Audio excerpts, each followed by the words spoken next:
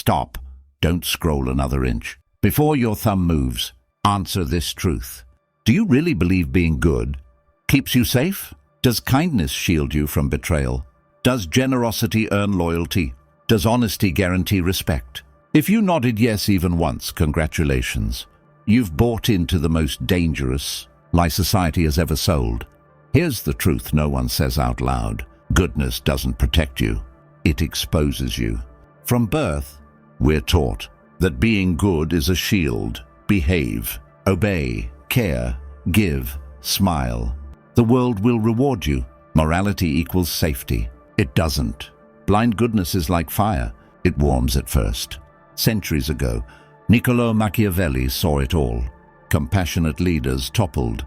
Merciful rulers betrayed. Generous people destroyed. By the very hands they fed. And he didn't look away. He documented it. What you're about to learn is the hidden cost of goodness. What society never warns you about. In the next few minutes, you'll discover why your kindness quietly weakens your position. Why people don't respect your goodness. They test it. How to turn goodness from a liability into lethal leverage. Make no mistake, this isn't about becoming cruel. It's about being good with precision, not emotion. Because in a world full of predators, moving like prey is a death sentence. Before we go further, commit this. I choose strategic goodness.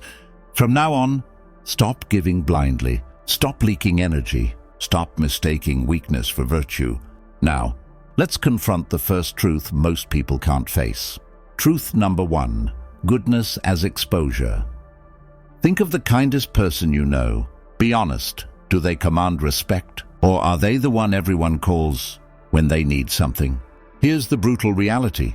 Consistent kindness makes you predictable, and predictability is vulnerability. When people know you'll always understand, they stop being cautious. When they know you won't say no, they stop asking politely. When they know you won't push back, they push harder. Your goodness screams, I won't resist. I'll tolerate this. You can take more. You become the one who stays late at work, the friend who always pays, the family member who always sacrifices. And what do you get in return? Not respect, not loyalty, replacement. I once knew a manager universally loved. He protected his team, covered their mistakes, always put them first. Promotion time passed over. Why? Because kindness without authority looks like servitude, not leadership. People don't follow those they can control. They follow those they cannot afford to disrespect. When help is always available, it loses value. When boundaries don't exist, they get crossed. Machiavelli warned, strength without awareness fails. Awareness without strength gets devoured. Commit this too. I protect my energy, because if you don't, someone else will spend it for you. Truth number 2, the generosity trap. Here's a shocking truth most people never face. The more you give, the less people value it. At first, generosity feels like magic. People clap, they praise. They call you amazing. It feels good, like power. But over time, something sinister happens. Generosity breeds expectation. It creates dependency. It eventually turns into resentment. Think about it. Help someone once, they're grateful. Help them twice, they're thankful. Help them 10 times, and suddenly it's assumed. Your exceptional kindness stops being admired. It becomes their baseline. And the moment you stop giving or say no, you're cast as selfish, ungrateful, the villain in someone else's story. This is the generosity trap. You give endlessly until giving becomes your identity. You give so much that the world forgets your limits. It's everywhere. At work, you stay late constantly. People stop noticing. Leave early once, they call you lazy. In friendships, you always pay the bill. Always drive. Always help. Stop once, they treat it like betrayal. In family, you sacrifice repeatedly. Stop, you're suddenly cold and selfish. Psychology explains this. Humans adapt. We get used to good things. What once felt rare becomes normal. What once felt generous becomes expected. Machiavelli understood this when he said, benefits ought to be conferred gradually, and in that way they will taste better. Scarcity creates value. Abundance destroys it. Your kindness is strongest when it's measured, deliberate, and rare. Drop this affirmation in the comments. I give strategically, because giving without strategy doesn't create loyalty. It creates addiction and resentment. Truth number 3, the mask of virtue. Here's a truth most people avoid, because it's uncomfortable. Society rewards appearances, not reality. People don't judge who you truly are. They judge what you seem to be. They don't look into your heart. They look at your image. This is why power doesn't belong to the most moral. It belongs to the most perceptive. The most successful individuals didn't rise by being genuinely nice to everyone. They rose by being selective with their virtue. They smile publicly. They decide privately. They show warmth when it benefits them and steal when it's required. They understand something critical. The appearance of goodness is more powerful than goodness itself. This isn't about being fake. It's about being deliberate. Think of a surgeon. To save a life, they must cut. Does that make them cruel? No, it makes them effective. Real leadership often looks harsh in the moment. Real protection sometimes feels like rejection. Real goodness can appear cold temporarily. Most people make the same mistake. They expose their softness to enemies and show their strength only to friends. Smart people reverse this. They present calm control to threats. They reveal vulnerability only where it's safe. Machiavelli captured this perfectly when he observed that everyone sees what you appear to be, but very few ever experience who you really are. Perception becomes reality. If people perceive you as weak, they treat you as weak. If they perceive you as strong, they adjust. This doesn't mean becoming heartless. It means understanding timing. Show mercy when it creates stability. Show firmness when it creates respect. Drop this affirmation in the comments. I control my image, because if you don't define how you're seen, others will do it for you, and they won't be kind about it. Truth number 4, the economics of power. Everything in life has a cost. Every favor you grant, every yes you whisper, when your gut is screaming no. Every moment you spend building someone else instead of building yourself. Most people never calculate this cost. They give because it feels right. They agree because it feels polite. They sacrifice because they've been taught that being good means being available. Slowly, quietly, they empty themselves. Then one day they wake up tired, resentful, behind. Their energy is gone. Their goals are delayed. Their spirit feels exhausted. Here's the cold truth. Your time, energy, and resources are finite. When you spend them recklessly, you weaken yourself, and a weak person cannot protect anyone, not even themselves. Power doesn't come from intention. It comes from preservation.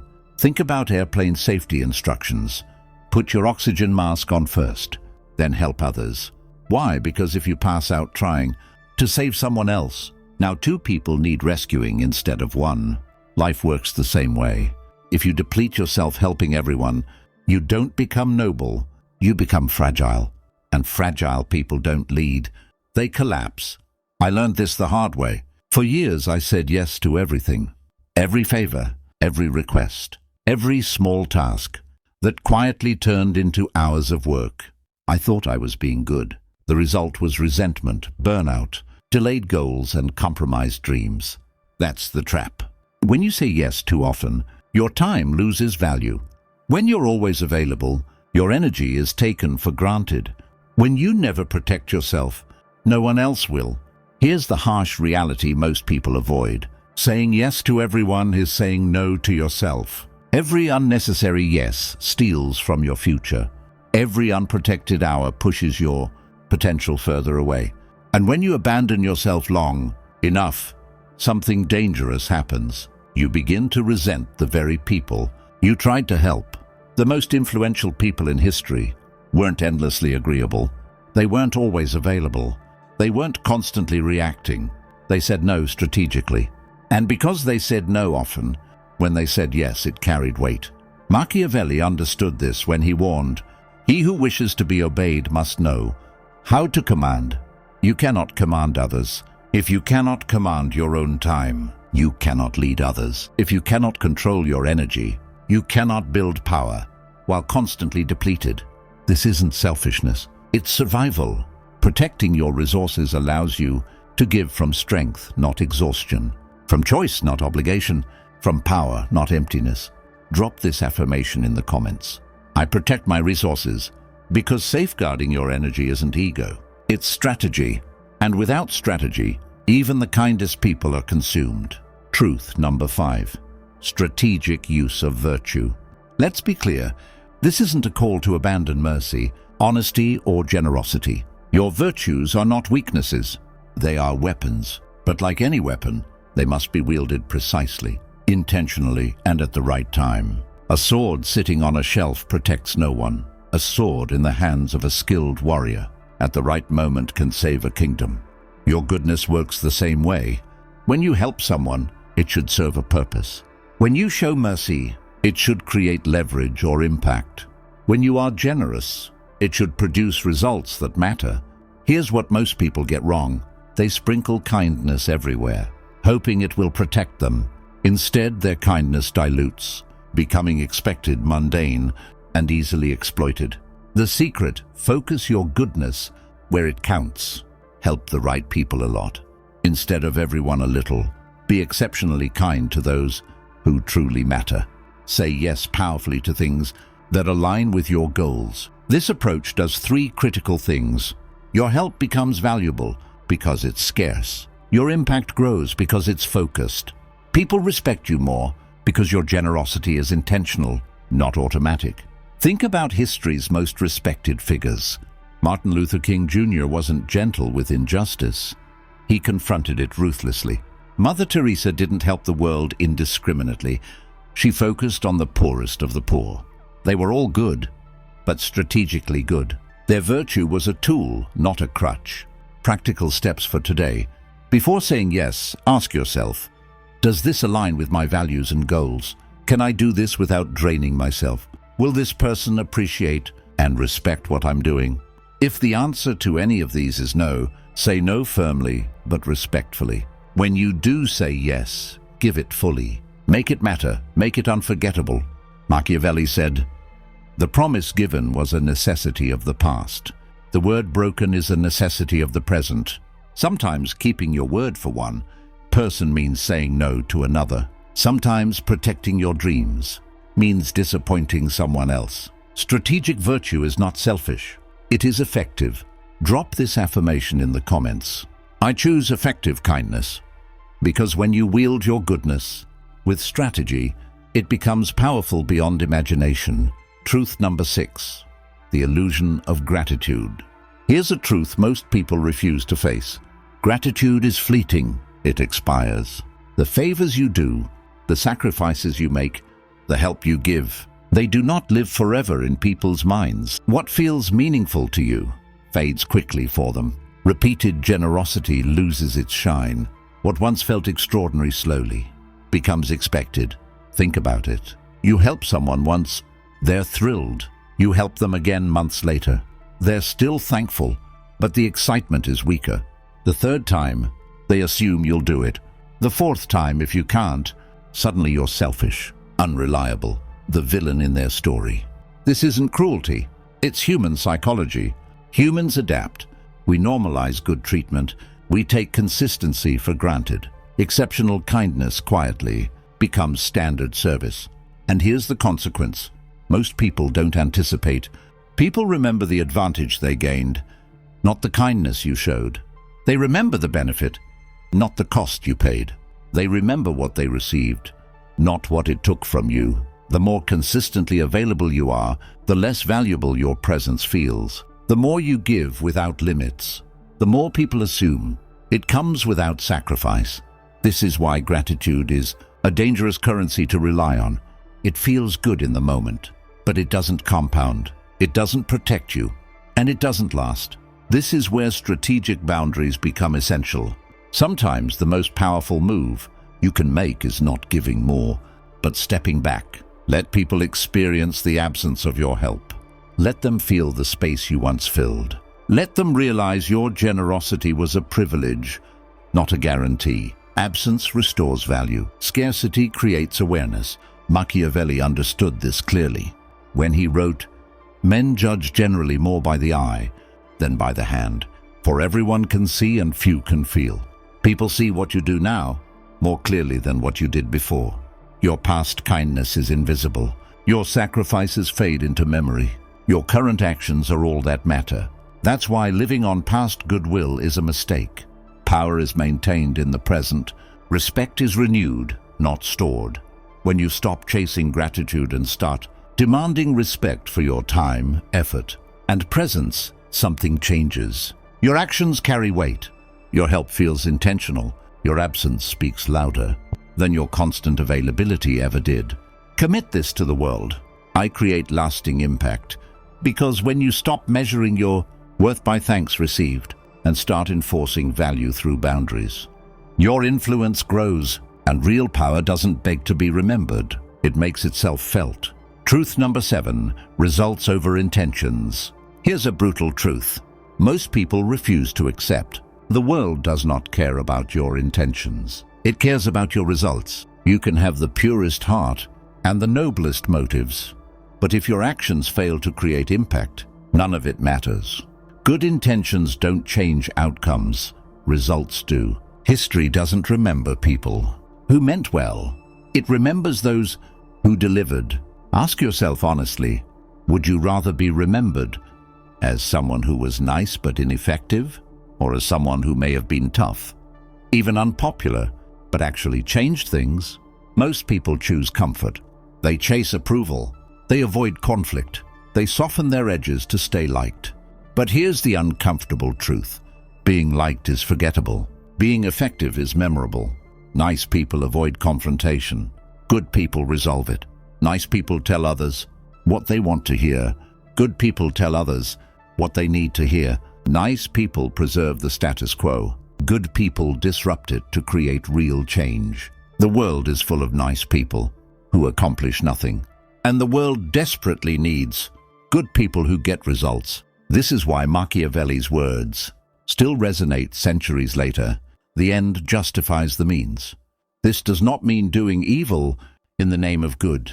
It means understanding that intentions alone are meaningless without measurable impact. People don't live inside your heart. They live with the consequences of your actions. No one experiences your motives. They experience your decisions. Real goodness requires courage. Courage to prioritize outcomes over appearances. Courage to confront uncomfortable truths instead of avoiding them. Courage to act in ways that may not be popular, but create lasting change. This is where most people fail.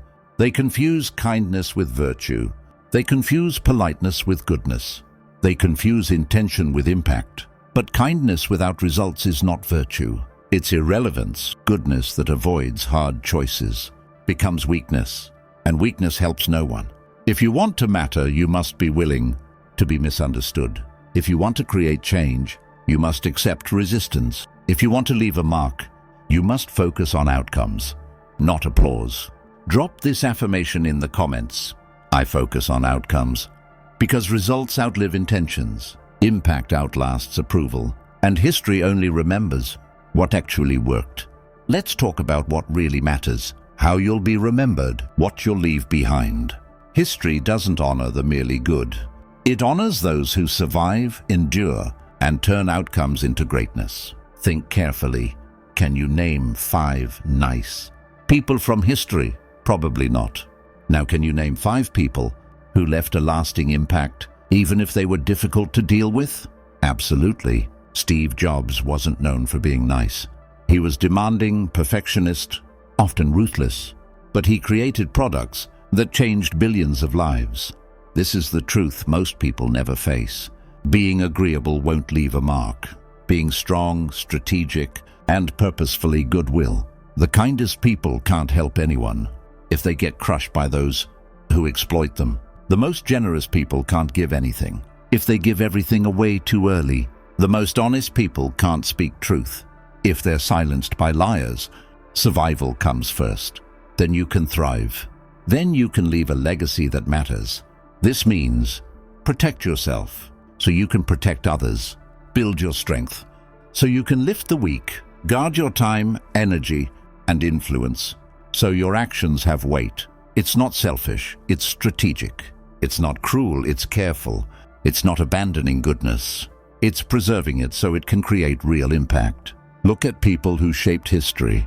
They weren't pushovers. They weren't people pleasers. They weren't afraid to say no, set boundaries, or make hard decisions. They understood this. Being good isn't about being weak. It's about being powerful enough to choose goodness when it matters most. Machiavelli's warning resonates even today. It is better to be feared than loved. If you cannot be both. Respect matters more than affection. Impact matters more than popularity. Results matter more than feelings. You don't have to choose between being good and being strong. You can and you must be both. But if forced to choose strength first. Strength gives you the power to be good when it counts. Weakness ensures your goodness is exploited, ignored, or destroyed. Truth number 9. The shocking cost of blind goodness. We've uncovered a lot so far. But here's the ultimate truth. Goodness without strategy is a trap. Blind kindness makes you vulnerable to exploitation, drains your time, energy, and resources, creates expectations you can't sustain, prevents you from leaving a meaningful impact. When you give blindly, you're a target. When you say yes to everything, you devalue your influence. When you act with pure intent, but no plan, your efforts vanish into the void. But there's a way to flip this. There's a way to make your goodness a weapon instead of a weakness. Strategic goodness protects you from predators, preserves your energy for what truly matters, turns scarcity into value, creates respect, loyalty, and influence. It's about intentional action. It's about choosing when, where, and how to help. It's about making your kindness rare, impactful, and remembered. Think about it. The most respected leaders, visionaries, and changemakers weren't universally liked. They were strategically good. They didn't waste themselves on everyone. They chose battles, relationships, and actions that created real outcomes. The takeaway is simple but life-altering. Stop being a passive giver. Start being a deliberate force. Drop this affirmation in the comments. I turn goodness into strength. When used strategically, your kindness becomes your greatest weapon. When wielded carelessly, it becomes your most dangerous liability. We've uncovered a lot so far. But here's the ultimate truth. Goodness without strategy is a trap. Blind kindness makes you vulnerable to exploitation, drains your time, energy, and resources, creates expectations you can't sustain, prevents you from leaving a meaningful impact. When you give blindly, you're a target. When you say yes to everything, you devalue your influence. When you act with pure intent but no plan, your efforts vanish into the void. But there's a way to flip this. There's a way to make your goodness a weapon instead of a weakness. Strategic goodness protects you from predators, preserves your energy for what truly matters, turns scarcity into value, creates respect, loyalty, and influence. It's about intentional action. It's about choosing when, where, and how to help. It's about making your kindness rare, impactful, and remembered. Think about it. The most respected leaders, visionaries, and changemakers weren't universally liked. They were strategically good. They didn't waste themselves on everyone. They chose battles, relationships, and actions that created real outcomes. The takeaway is simple but life-altering. Stop being a passive giver. Start being a deliberate force. Drop this affirmation in the comments. I turn goodness into strength. When used strategically, your kindness becomes your greatest weapon. When wielded carelessly, it becomes your most dangerous liability.